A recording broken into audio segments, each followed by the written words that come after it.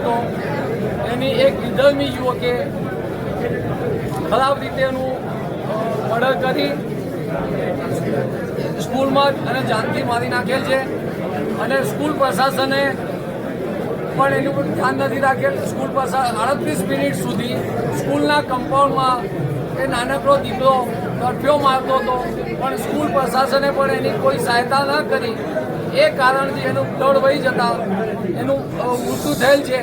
તો એ માટે અમે આજે કલેક્ટર સાહેબને આવેદન પત્ર આપવા આવ્યા છીએ કે ભાઈ એને કડકમાં કડક સજા થાય અને ફાંસીની સજા થાય અને સ્કૂલ પ્રશાસનને સામે પણ પગલાં લેવાય. સ્કૂલ પ્રશાસનનું લાયસન્સ રદ કરવામાં આવે અને આ જે આખા ગુજરાતમાં ક્રિશ્ચન મિશનરી સ્કૂલો ચાલે છે ત્યાં હિન્દુ સનાતન ધર્મને કનડગત કરે છે. વાર તહેવાર હોય તો કે તિલક કેમ લગાવીને આવ્યા છો, કોઈ પણ તહેવારો બંગડીઓ પહેરીને કેમ આવ્યા છો.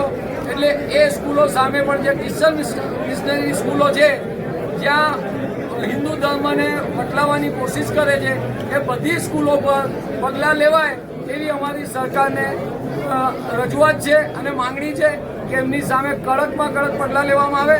અને હિન્દુસ્તાનમાં આજે સ્કૂલોમાં નાની બહેન દીકરીઓ છે, દીકરાઓ છે, એમની કોઈ સેફટી નથી.